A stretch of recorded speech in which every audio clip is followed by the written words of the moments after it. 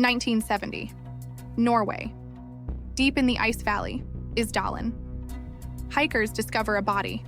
A woman, burned beyond recognition. Her fingerprints sanded off. Around her, wigs, burned passports, coded notes, and empty bottles. This wasn't an accident. This was the start of one of Europe's strangest mysteries, the Isdal Woman. I is seeking truth in the cosmos, yeah, we high end. Might take on the universe, that's another game. Aliens and UAPs, man, we break it down real tight. Sports cars, flipping current events shining bright.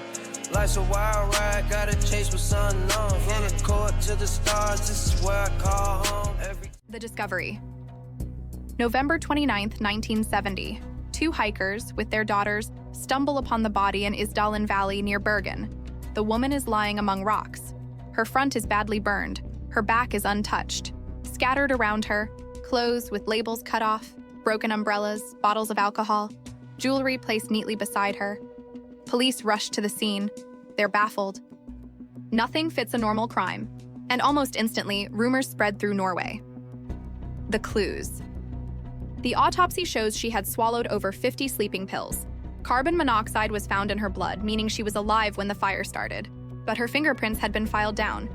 Her teeth showed expensive dental work, likely from Central Europe. Her suitcases, found later in a Bergen train station, contained wigs, cosmetics, elegant clothes, prescription bottles with labels scratched off, and coded notes. The codes matched her travels across Europe, dates, cities, and hotels. Everywhere she went, she checked in under false names. Police also learned she spoke several languages.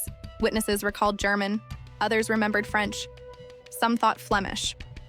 But despite all this, no country ever claimed her. No family ever came forward. She was a ghost.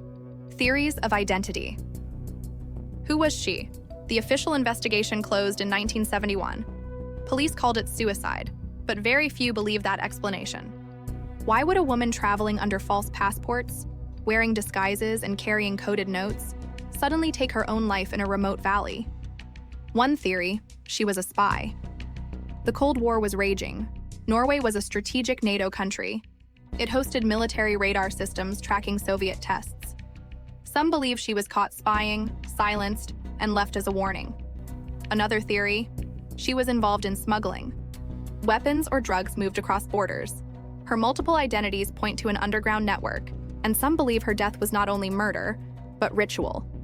The way her jewelry was placed, almost neatly, as if arranged. The espionage angle.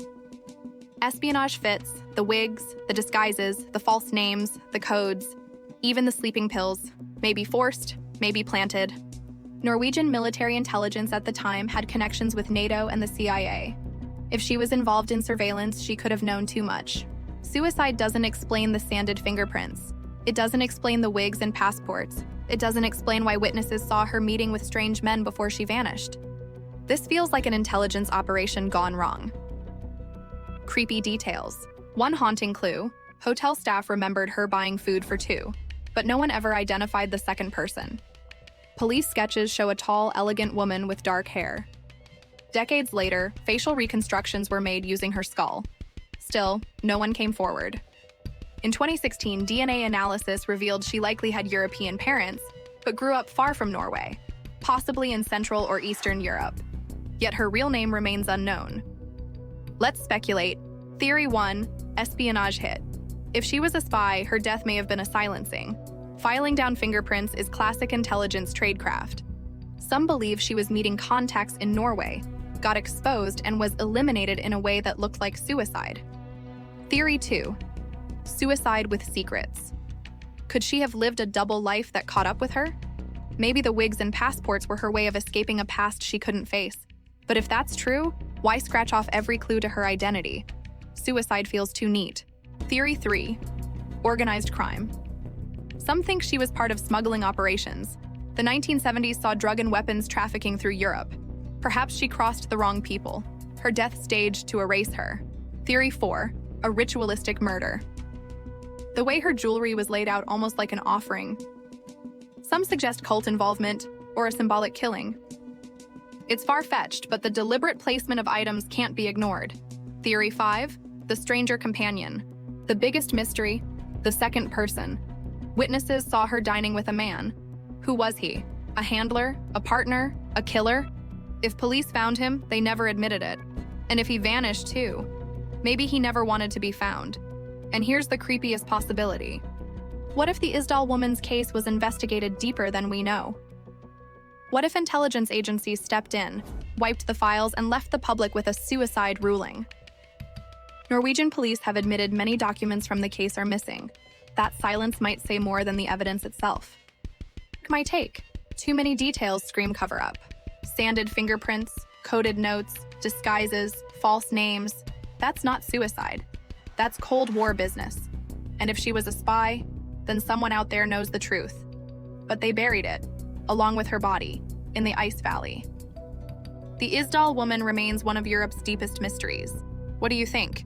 Suicide, spy, or something darker? Drop your theory below.